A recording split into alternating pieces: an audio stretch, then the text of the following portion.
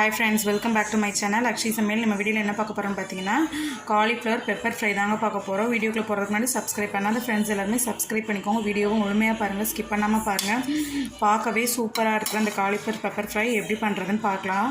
சூப்பரா இருக்குங்க. நல்ல டேஸ்ட் அவ்வளோ நல்லா இருக்கும். கண்டிப்பா ஒரு தடவை ட்ரை பண்ணி பாருங்க. வாங்க இது எப்படி செய்யலாம்னு பார்க்கலாம்.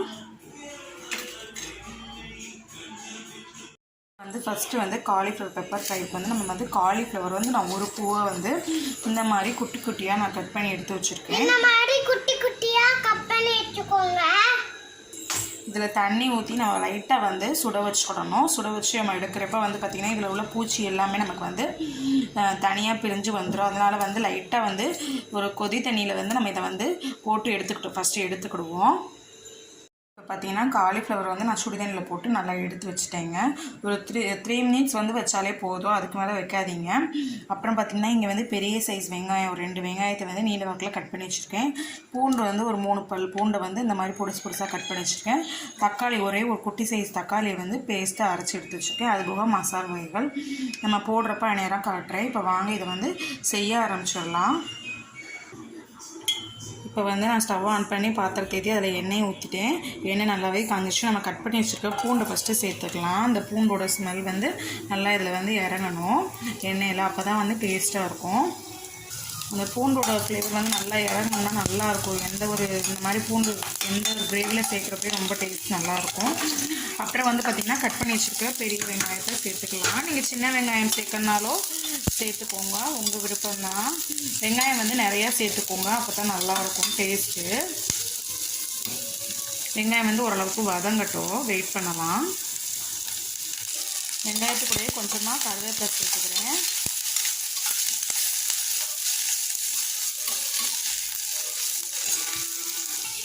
இப்போ வெங்காயம் இந்த லெவலுக்கு வதங்கினோடனே நம்ம இஞ்சி பூண்டு பேஸ்ட்டு சேர்த்துக்கலாம்.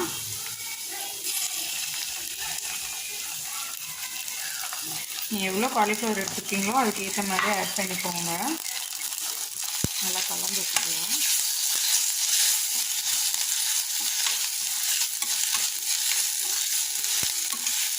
அதோடய நான் பார்த்திங்கன்னா ஒரு குட்டி சைஸ் தக்காளியை பேஸ்ட் பண்ணி வச்சுக்கோங்களா, அதையும் நான் சேர்த்துக்கிறேன். 2 இதோடையும் பச்சை வாடை போகிற அளவுக்கு அது வதங்கட்டும்.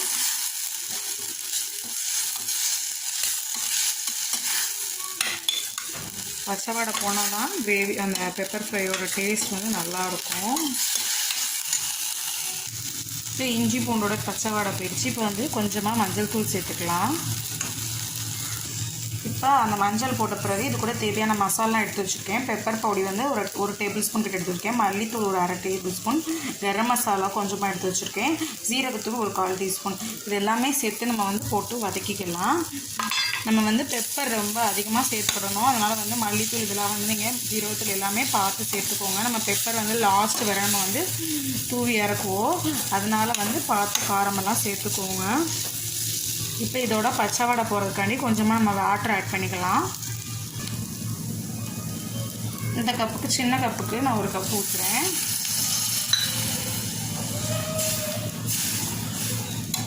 இதோட பச்சை வாடை நல்லா நமக்கு போகணும். அப்போ தான் நம்ம பெப்பர் ஃப்ரை நல்லாயிருக்கும். இப்போ இது கூட கொஞ்சமாக உப்பு சேர்த்துக்கலாம். தேவையான அளவு உப்பு சேர்த்துக்கலாம்.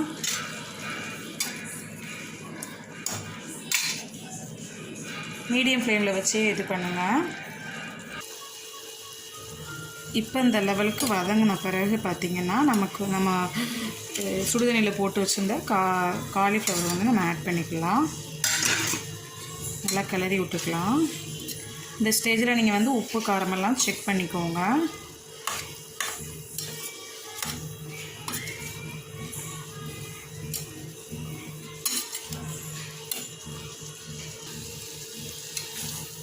இந்த மாதிரி கிளறி விட்ட பிறகு இதில் தண்ணி ஆட் பண்ணிக்கலாம். நான் திருப்பி இந்த கப்புக்கு ஒரு கப் தண்ணி ஆட் பண்ண போகிறேன்.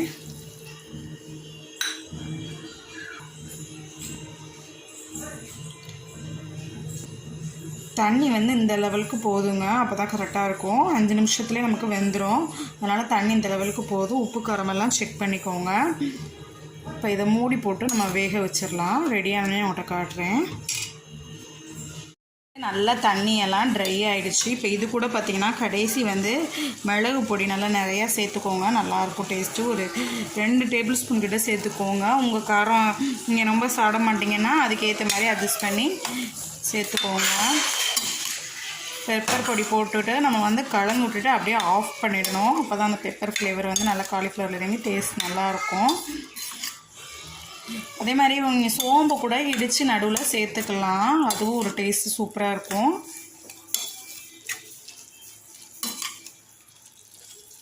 சூப்பரான காலிஃப்ளவர் பெப்பர் ஃப்ரை ரெடி ஆகிடுச்சு. இப்போ இது மேலே வந்து பார்த்திங்கன்னா நம்ம வந்து கொத்தமல்லி தழை தூவி இறக்கிடலாம். அவ்வளோதான். ஸ்டவ் ஆஃப் பண்ணிட்டேன். அவ்வளோதான். நல்லா இருக்குங்க. இது வந்து தயிர் சாதம், சாம்பார் சாதம், ரசம் கூட செம்மையாக இருக்கும். கண்டிப்பாக நீங்களும் இதே மாதிரி ட்ரை பண்ணி பாருங்கள். ட்ரை பண்ணிவிட்டு எப்படி இருக்குன்னு சொல்லுங்கள். இந்த வீடியோ உங்களுக்கு பிடிச்சிருந்துச்சுன்னா உங்கள் ஃப்ரெண்ட்ஸோடையும் ஃபேமிலியோடய ஷேர் பண்ண மறந்துடாதீங்க. அக்ஷய் சமையலுக்கு மறக்காமல் சப்ஸ்கிரைப் பண்ணிவிடுங்க. பக்கத்தில் உள்ள பெல் பட்டனை கிளிக் பண்ணிவிடுங்க. தேங்க்யூ. பாய்.